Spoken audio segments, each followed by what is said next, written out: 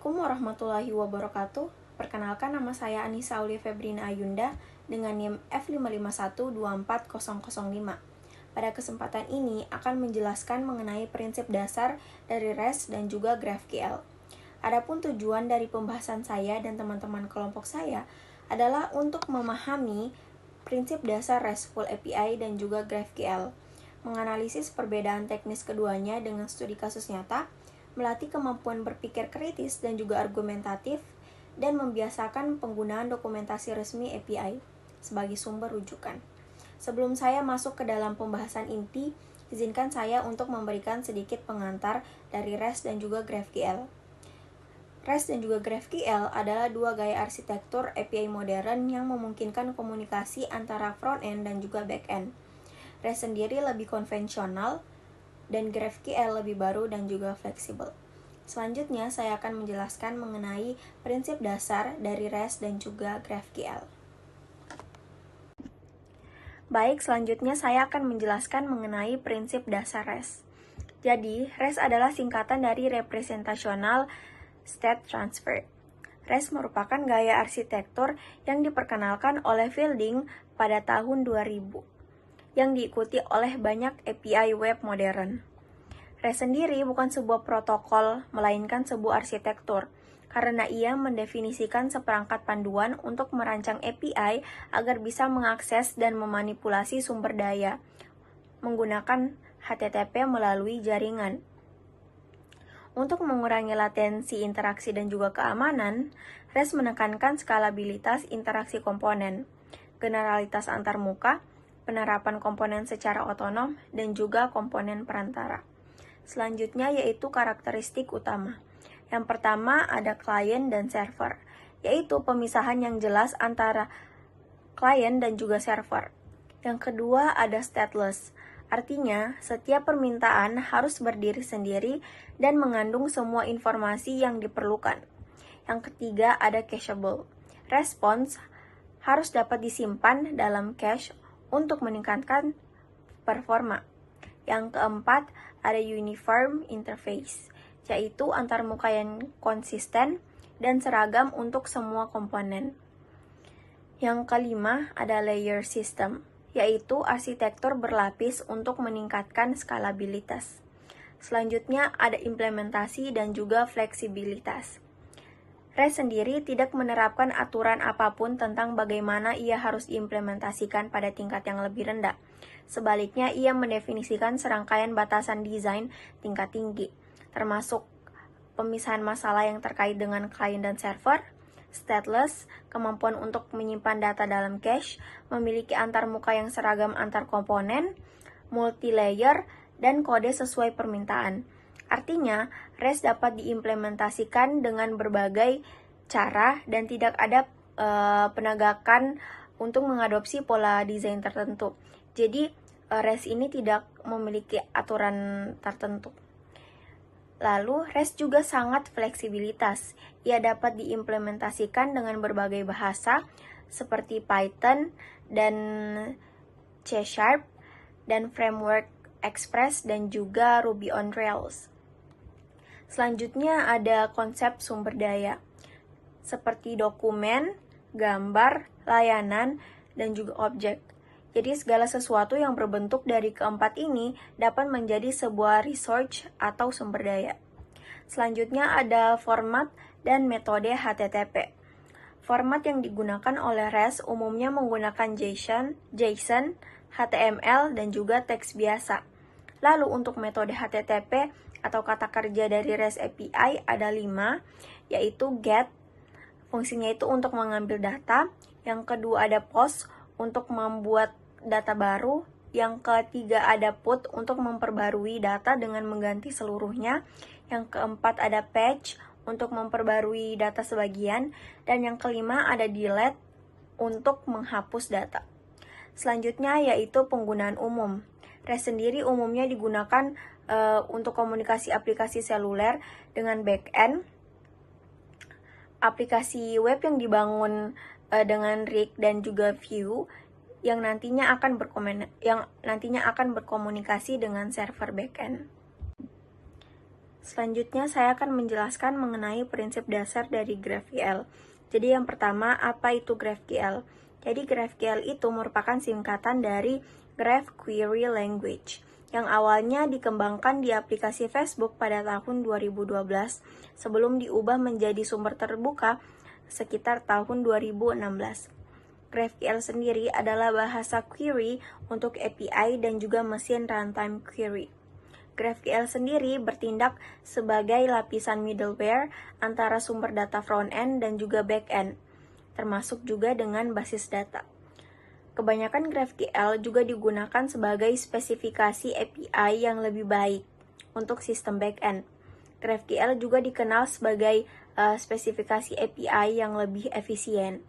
Selanjutnya yaitu cara kerja utama dari GraphQL sendiri, yaitu dengan klien sendiri akan menentukan dengan tepat data apa yang dibutuhkan atau data apa yang diinginkan ke dalam sebuah query. Lalu server akan merespons dengan hanya memberikan data yang diminta oleh klien tersebut. Nah, hal ini akan sangat membantu untuk mengurangi masalah overfetching atau underfetching. Selanjutnya yaitu kapan kita menggunakan GraphQL. Yang pertama, saat menghadapi query data yang kompleks. GraphQL memudahkan dalam pengambilan data yang saling terkait dari berbagai sumber hanya dalam satu permintaan saja. Yang kedua yaitu fleksibilitas permintaan data. Klien bisa menentukan sendiri data apa saja yang dibutuhkan tanpa harus mengambil data berlebih. Yang ketiga yaitu lingkungan pengembangan yang gesit. Cocok untuk proyek yang sering diperbarui karena mudah menambah atau mengubah data tanpa memengaruhi sistem lama. Selanjutnya yaitu operasi dalam GraphQL. Yang pertama ada query, yaitu operasi untuk membaca atau mengambil data. Operasi ini setara dengan get kalau di REST. Selanjutnya yaitu yang kedua ada mutation, yaitu operasi untuk mengubah atau menulis data. Operasi ini setara dengan post, put, dan juga delete. Dan yang ketiga ada subscription. Operasi ini merupakan operasi real time untuk mendapatkan update data secara langsung atau secara live. Baik, selanjutnya akan dijelaskan oleh teman kelompok saya. Perkenalkan, nama saya Raihan S1K dengan NIM F5512424026. Resource Model REST, yaitu setiap data memiliki alamat unik berupa URL seperti launch dan rocket. Launch untuk daftar peluncuran roket dan rocket untuk data roket itu. Keunggulannya mudah dipahami, terstruktur, dan bisa diskalakan dengan mudah. GraphQL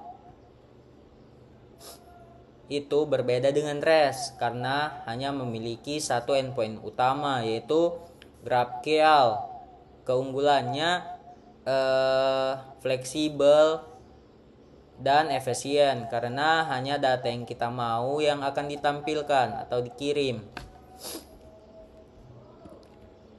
Struktur, query, dan data fetching. REST bekerja dengan metode HTTP seperti get, post, put, delete. Get untuk mengambil data, post untuk menambah data, put untuk memperbarui data, dan delete untuk menghapus data. Nah, masalah pada REST itu ada dua, yaitu overfetching dan underfetching.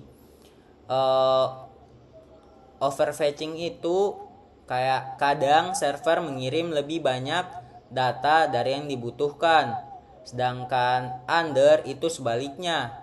Kadang data yang dikirim itu tidak lengkap. Terus GraphQL memungkinkan klien menentukan data spesifik yang dibutuhkan dalam satu query. Melalui endpoint itu, klien bisa langsung menentukan data yang dibutuhkan. Nah, contohnya kayak gambar ini, roket nama sama launch date, di mana saya sebagai klien itu meminta hanya nama sama sama tanggal tanggal penerbangan peluncuran. Nah, terus ada caching pada REST dan GraphQL. REST memiliki sistem caching otomatis melalui fitur HTTP seperti attack, change control, dan last modified. Attack itu untuk memberi tanda, change control menentukan beberapa lama data boleh disimpan di cache, dan last modified menandai kapan terakhir kali data diperbarui. Nah, GraphQL tidak memiliki caching bawaan. Developer perlu menambahkan caching manual, misalnya lewat Apollo Client sama server side atau cache khusus. Over under fetching data. REST sering mengalami overfetching, yaitu mengirim data lebih banyak dari yang dibutuhkan, dan under fetching yang membuat klien harus melakukan beberapa permintaan tambahan. Hal ini terjadi karena endpoint REST bersifat statis dan tidak bisa menyesuaikan kebutuhan data setiap klien. GraphQL memungkinkan field atau data spesifik yang diinginkan dalam satu query. Dengan cara ini, GraphQL menjadi lebih efisien, mengurangi jumlah request, dan mempercepat proses pengambilan data.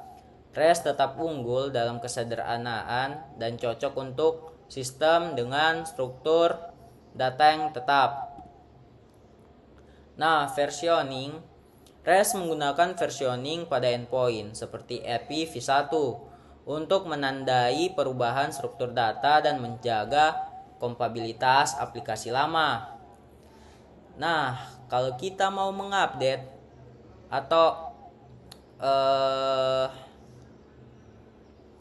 menambah perubahan struktur data, itu misalnya kayak API v1. Nah, kita lakukan perubahan atau penambahan API v2. Nah, jadi dia akan menampilkan before afternya. Nah, sedangkan GraphQL tidak memerlukan versioning karena perubahan struktur dilakukan dengan menambah atau menghapus field tanpa mengubah endpoint. REST unggul dalam stabilitas jangka panjang, sedangkan GraphQL lebih fleksibel dan mudah berkembang. Nah, security, yaitu REST API biasanya menggunakan sistem keamanan standar seperti API Key, digunakan untuk mengenali pengguna atau aplikasi yang mengakses API. OAuth 2.0 yaitu umum dipakai di aplikasi besar, misalnya login dengan Google, Facebook, dan lain-lain. JWT atau JSON Web Token, token yang menyimpan informasi pengguna untuk autentikasi berulang tanpa login lagi. GraphQL di sisi lain lebih dinamis. Klien bebas menentukan query apapun untuk meminta data tertentu. Oke baik, Assalamualaikum warahmatullahi wabarakatuh. Perkenalkan, nama saya Arif Apriansyah dengan NIM F5512438. Jadi pada kali ini saya akan menjelaskan tentang studi kasus API public. Dan untuk kasus API public ini kita mengambil API SpaceX ya. Jadi saya akan jelaskan dulu apa itu SpaceX. Jadi SpaceX itu adalah sebuah perusahaan teknologi antariksa asal Amerika yang didirikan oleh Elon Musk. Jadi perusahaan ini itu berfokus pada pengembangan roket dan wahana antariksa yang dapat digunakan kembali. Contohnya itu seperti Falcon 9 dan Dragon. Jadi sebagai bentuk transparansi dan inovasi, beberapa data publik seperti peluncuran roket, misi, kapsul, dan payload disediakan melalui API publik. Nah, pengembangan roket dan wahana antariksa yang dapat digunakan kembali itu yang seperti yang ini ya. Jadi ini Falcon 9 juga ini Dragon. Kemudian kita masuk di implementasi dari API-nya. Jadi ada dua API. Jadi ada REST API dan juga ada GraphQL. Pertama kita masuk dulu di REST API. Jadi untuk implementasi REST API ini itu memungkinkan pengguna itu bisa mengakses berbagai data tentang perusahaan, roket, peluncuran, dan satelit secara real time melalui permintaan HTTP. Kemudian memberikan responsnya itu dia berupa format JSON ya. Nah, untuk endpoint utamanya itu ini, jadi https://api.spacexdata.com/v4. Jadi endpoint ini itu tidak langsung menampilkan data, tapi dia itu harus menambahkan sebuah path di resource setelahnya. Jadi dia harus ditambahkan sebuah path di setelah endpoint. Jadi contohnya seperti ini. Jadi pada path resource launch itu dia itu untuk menampilkan semua data peluncuran roket. Baru ada juga endpoint ini launch rates, ada juga roket untuk menampilkan daftar semua roket dan lain sebagainya. Dan ini masih banyak lagi untuk path dari endpoint ini. Dan untuk parameter di parameter SpaceX API ini dia itu tidak punya parameter dinamis seperti URL yang kayak ID itu ditaruhnya itu kayak mau ID keberapa, bukan ya, melainkan dia itu menggunakan struktur path endpoint sebagai gantinya seperti yang tadi ya. Dan ini contoh kalau kita itu mengakses sebuah endpoint yang dimana path-nya itu launch baru dia let ya. Dimana ini artinya tadi itu menampilkan peluncuran terbaru. Jadi dia itu akan menampilkan seluruh data-data dari peluncuran terbaru gitu ya. Dan dia itu berupa format JSON ya. Ini contoh responnya. Nah, jadi kalau di REST API ini kalau kita menampilkan sebuah mengakses sebuah endpoint, jadi dia itu akan muncul seluruh data gitu ya. Tidak peduli kalian itu kayak mau ambil itu kayak datanya cuma satu atau dua, itu menampilkan seluruh datanya ya. Seperti ini ada fairing, ada linksnya ya, baru ada mungkin YouTube-nya itu apa, baru juga roketnya ini ID-nya berapa gitu ya. Nah, sedangkan kalau di GraphQL berbeda dengan REST, GraphQL itu memungkinkan klien itu hanya dia itu bisa meminta data yang dibutuhkan saja dengan satu permintaan atau single request. Nah, untuk endpoint utamanya itu seperti ini ya. Jadi https api.spacex.lens GraphQL. Nah, jadi ini dulu adalah endpoint yang versi komunitas dari SpaceX-nya langsung. Cuman saya sudah coba tadi di browser dan ini tuh sudah tidak bisa gitu ya, dan saya sudah riset ternyata dia itu sudah tidak dipelihara lagi. Nah, namun terdapat lagi endpoint mirror yang dimana ini juga sama gitu dengan ini ya. Ini tuh sebuah endpoint mirror atau host ulang dari API GraphQL komunitas SpaceX yang masih bisa diakses untuk saat ini ya. Jadi ini untuk endpoint mirror yang bisa dipakai. Oke. Dan ini untuk implementasinya. Nah, jadi berbeda dengan REST tadi, kalau GraphQL ini tuh dia bisa kayak terserah itu kalian mau pilih data apa, dia hanya kasih data itu ya. Kayak contoh di sini ada query-nya. Jadi seandainya sini kayak mau ambil data roket aja. Data roket dengan membatasi limitnya itu 2 gitu. Ya. Dan juga untuk data file-nya itu saya bisa ambil terserah ya. Yang ada di file yang ada di bawah ini ya. Jadi contohnya di sini saya menaruhnya itu nama, ada namanya apa, tipenya apa, dia aktifkah atau ya, dan inilah. Baru dan responnya nanti dia itu sesuai dengan yang ditaruh gitu. Jadi kayak di sini kan data roket, baru limitnya 2. Jadi nanti ada data roketnya itu dia ada 2. Baru juga untuk fill-fillnya itu juga munculnya itu sesuai yang diinginkan. Jadi kayak nama itu Falcon, baru type itu roket, Thief false. Dan begitu juga yang kedua. Ya, jadi dia itu tidak semuanya muncul kayak di REST API tadi.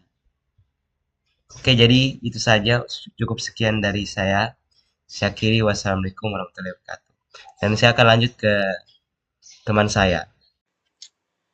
Perkenalkan, nama saya Fatan Muhammad dengan NIM F55124031. Pada video ini saya akan melanjutkan penjelasan dari teman saya sebelumnya. Yang dimana bagianku itu relevansi, kesimpulan, dan penutup. Relevansi REST dan GraphQL dalam pengembangan API SpaceX. REST dan GraphQL dalam sistem modern, pemilihan arsitektur API sangat penting agar pertukaran data antara server dan klien berjalan efisien.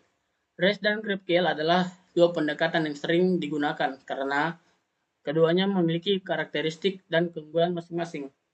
Contohnya seperti REST cocok digunakan untuk data yang jarang berubah, seperti daftar peluncuran roket, informasi kendaraan, dan detail misi SpaceX. Sedangkan GraphQL lebih fleksibel karena pengembangan bisa menentukan data spesifik yang ingin diambil dari server. Misalnya, mission name, launch date, dan rocket name, tanpa harus mengambil semua data. Pendekatan ini lebih efisien dalam penggunaan bandwidth dan waktu respons.